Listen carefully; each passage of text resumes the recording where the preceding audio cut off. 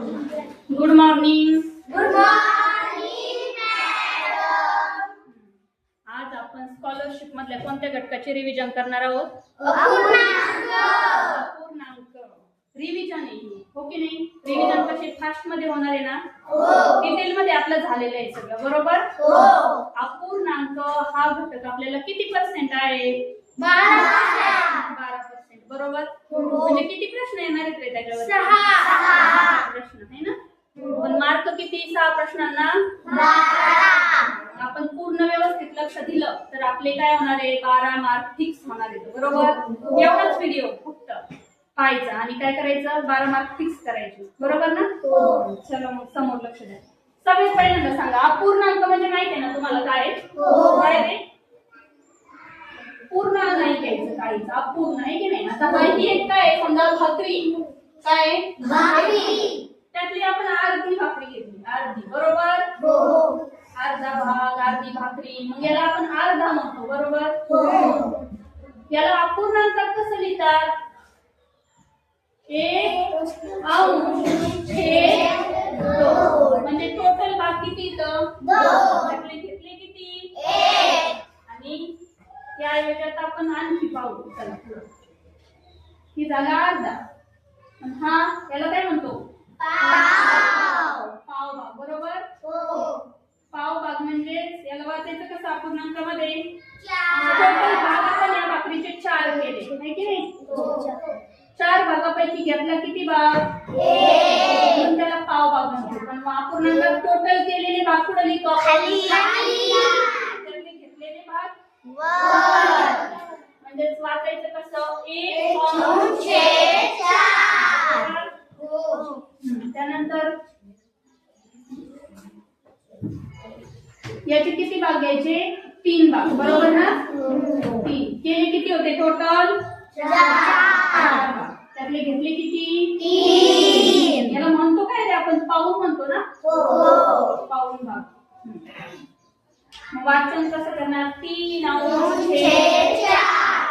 आता यासोबतच आपण लिहिता लिहिता वाचन पण शिकलो.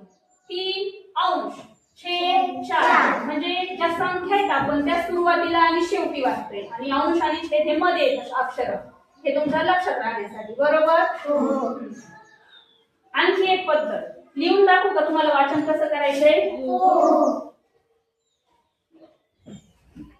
आता पहा, आपण याचं वाचन 2 प्रकारे करणार आहे. पहिलं, 1 अंश छेद 2, बरोबर? हो. किंवा आणखी एका पद्धतीने 1/2. 1 छेद 2. या दोन्ही पद्धतीने आपण अपूर्णांक वाचू शकतो. कळलं का? हो. म्हणजे वाचन कळालं, अपूर्णांक कशाला म्हणायचं ते कळालं. पूर्ण घेतली का आपण एकही भाकरी नाही, अपूर्ण त्याचं नावच लिहिलेलं आहे. अपूर्ण म्हणजे पूर्ण नाही, बरोबर ना? हो. कळालं एवढं? वाचन कळालं करायचं कसं ते अपूर्णांकाचं. आता आपल्याला पाहिजे समछेद अपूर्णांक, भिन्नछेद अपूर्णांक. सम म्हणजे सारखा, बरोबर? हो. समछेद अपूर्णांक म्हणजे त्याचा छेद कसा आहे? समान. आणि भिन्नछेद अपूर्णांक म्हणजे ज्याचा छेद कसा आहे? काय लिहिलं? 11/15. इथं काय द्यावं लागेल? छेद समछेद म्हणलं छेद काय द्यावं लागेल? 15. इथं काय द्यावं लागेल? छेद 15. म्हणजे हे सगळे काय झाले? समछेद. पण अंश समान असतो का यामध्ये? यामध्ये अंश कसा असतो? भिन्न म्हणजे वेगळा. आणि जेव्हा आपण अशा पूर्णांक पाहतो ज्याचा छेद समान आहे, तेव्हा आपल्याला त्याच्यावरच्या क्रिया आपण करायला समजतात कशा कशा करायच्या, त्या आपण पुढे पाहू. आता भिन्न छेद म्हणजे ज्याचा छेद समान नाही. म्हणजे काय येऊ शकतो? इथं जर छेद 14 असला तर इथं 13 असेल, इथं 9 असू शकतो.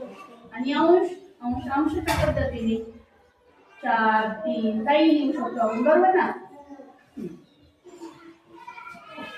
हे झालं समछेद आणि भिन्नछेद. जेव्हा आपण समछेद अपूर्णांकात लहान मोठेपणा ठरवतो तो आपल्याला ठरवताना सोपं जातं, कारण छेद समान असताना आपण काय पाहिलं, छेद समान असताना ज्याचा अंश मोठा तो अपूर्णांक मोठा.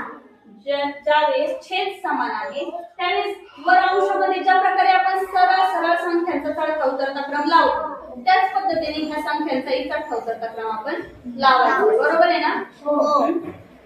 ते जर भिन्न छेद असलं, अपूर्णांक हे भिन्न छेद असले म्हणजे ज्याचं छेद भिन्न आहे, अशा वेळेस आपल्याला ठरवता येतं तरी पटकन कोणता अपूर्णांक मोठा कोणता अपूर्णांक लहान नाही, तर त्यावेळेस आपल्याला छेद समान करावा लागतो.